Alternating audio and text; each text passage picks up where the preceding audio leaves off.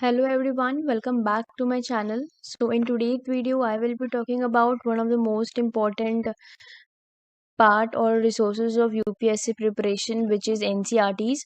So there are lots of aspirants who have doubts which NCRTs to follow from class 6 to 12, or is it even mandatory to read all the NCRTs. So in today's video, I will be talking about the important NCRTs which you have to follow for your preparation. सो अगर आप class 6 to 12 तक के NCERTs देखेंगे तो वो 45 plus NCERTs है, but in reality you only have to follow और you only have to study 4 to 5 NCERTs for your UPSC preparation. So I don't really think कि क्लास 6 से लेके 12 तक की NCERTs आपको पूरा पढ़ना है, and also a lot of people से कि NCERTs अगर आप क्लास 6 से लेके 12 तक पढ़ते हैं तो आपका बेसिक्स क्लियर होगा and all. You don't have to read each and every NCERTs for UPSC. Now कुछ ऐसे इंपॉर्टेंट एनसीईआरटीज है जो सिर्फ आपको फॉलो करना है, एंड कुछ ऐसे भी सब्जेक्ट्स है जिसमें आपको सिर्फ एनसीईआरटीज ही पढ़ना है. सो आज के वीडियो में I will tell you the most important NCERTs which you have to follow for your UPSC preparation, ताकि आपके सारे डाउट्स क्लियर हो जाए.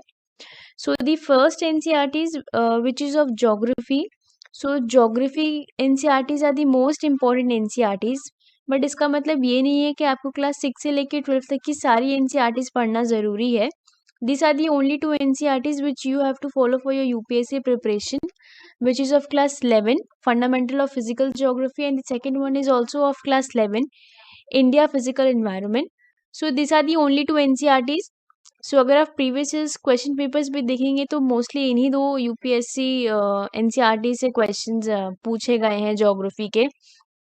सो एग्जाम पर्सपेक्टिव से आपको सिर्फ यही दो एनसीईआरटीज है जो आपको फॉलो करना है ज्योग्राफी का. इसके अलावा आप क्लास 6 से लेकर 12 तक की एनसीईआरटीज आपको पढ़ने की कोई ज़रूरत नहीं है. इसके अलावा आप पीएमएफआईएस नोट्स फॉलो कर सकते हैं, या फिर आप राजनल मैम के यूट्यूब वीडियोस देख सकते हैं जिन्होंने उन्होंने बहुत ही अच्छे तरीके से एक्सप्लेन किया है. सो एनसीईआरटी के लिए आप सिर्फ यही दो एनसीईआरटी फॉलो करें ज्योग्राफी के लिए. The second one which is of art and culture में भी दो एनसीईआरटीज है, बट आपको सिर्फ और सिर्फ क्लास 11 का ही एनसीईआरटी फॉलो करना है, which is an introduction to Indian art part 1. सिर्फ यही एक ऐसा एनसीईआरटी है जो आपको पढ़ना है यूपीएससी प्रिपरेशन के लिए. प्रीवियस ईयर्स क्वेश्चन में अगर आप देखेंगे सारे सब्जेक्ट्स का तो यू नो आपको पता चल जाएगा कि आपके लिए कौन से एनसीईआरटी ज़्यादा इंपॉर्टेंट है. वैसे अगर आप आर्ट एंड कल्चर के भी देखेंगे तो सिर्फ यही एक ऐसा एनसीईआरटी है जिसमें से मोस्ट ऑफ द क्वेश्चंस पूछे गए हैं. एंड इसके अलावा आप कोई भी एनसीईआर स्टैंडर्ड बुक फॉलो कर सकते हैं, जैसे कि नितिन सिंघानिया सर की स्टैंडर्ड बुक हो गई, या फिर उनके प्रिंटेड नोट्स आते हैं या हैंड रिटन नोट्स आते हैं, तो आप वो फॉलो कर सकते हैं एनसीईआरटी पढ़ने के बाद.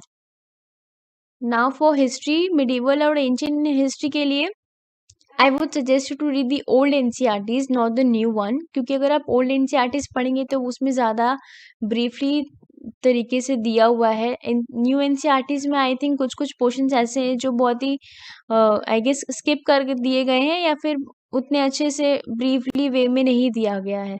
सो इस वजह से आप ओल्ड एनसीईआरटीज ही फॉलो करें. यूपीएससी भी पेपर सेट ओल्ड एनसीईआरटी से ही करते हैं हिस्ट्री के, मिडिवल और एंशिएंट इंडिया के. सो आप ओल्ड एनसीईआरटीज पढ़ें मिडिवल इंडिया और एंशिएंट इंडिया के लिए.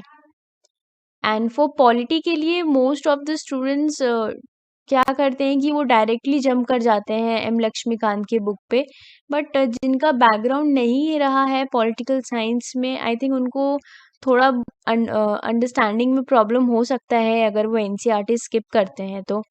सो फॉर पॉलिटी के लिए this is the only one NCERT which is of class 11, Indian constitution at work, which is very important and it is a very interesting book also. So I would suggest you to read this NCERT first and then go to the M Laxmikanth book. उसके बाद आपको ये NCERT पढ़ने के बाद अगर आप M Laxmikant की बुक पढ़ेंगे तो आपको बहुत ही easily समझ में आएगा M Laxmikant. So do not skip this book for polity. This is the most important book and questions भी बहुत आते हैं. So please read this NCERT for polity perspective.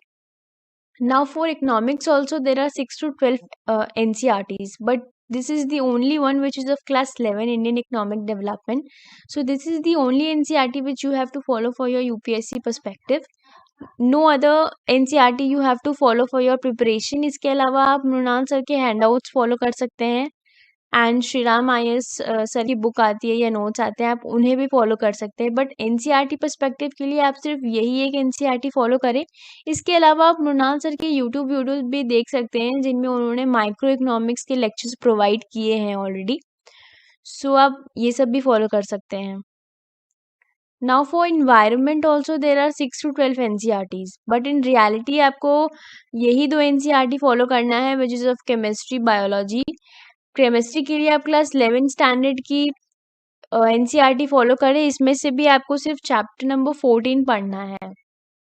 And for biology आप क्लास 12 NCERT फॉलो करें, इसमें आपको last 4 chapters follow करना है for environment preparation and nothing else. आपको पूरा बुक पढ़ने की कोई ज़रूरत नहीं है। अगर आप प्रीवियस क्वेश्चन पेपर्स देखेंगे अगेन फॉर एनवायरनमेंट ऑल्सो, तो आपको समझ में आ जाएगा इजीली कि आपको क्या पढ़ना है एनवायरनमेंट में भी।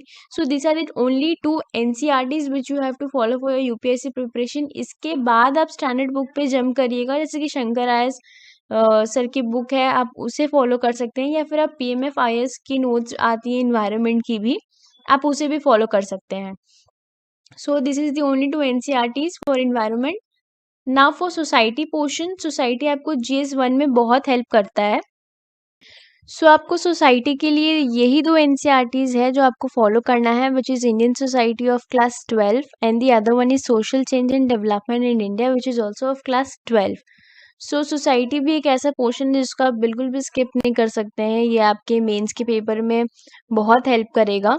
सो आप इसे बिल्कुल भी स्किप ना करें। And this are the only 2 NCERTs जिसे आप फॉलो करें यूपीएससी पर्सपेक्टिव से। So these are the only NCERTs which you have to follow for your UPSC preparation. So I would request you to not read all the NCERTs like from class 6 to 12 तक के NCERT पढ़ने में आप बिल्कुल भी अपना time waste मत करिएगा। अगर आप यूपीएससी की प्रीवियस क्वेश्चन पेपर्स देखेंगे तो अभी तक मैंने जितने भी NCERTs आपको बताए हैं, इनमें से ही मोस्टली ज़्यादातर questions. So do follow only this NCERTs for your UPSC preparation. So I hope my video was helpful. So thank you.